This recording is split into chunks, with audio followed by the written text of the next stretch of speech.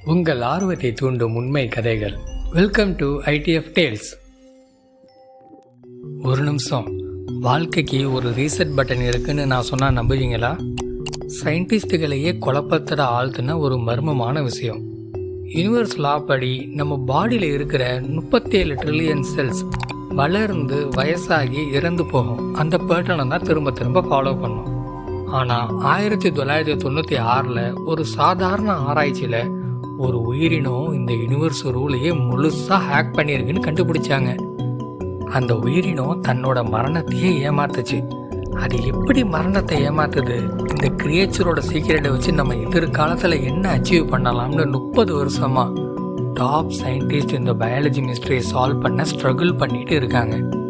இன்னைக்கு நான் உங்களுக்கு கம்ப்ளீட் ஸ்டோரியை ரிவீல் பண்ண போகிறேன். ரெடியா?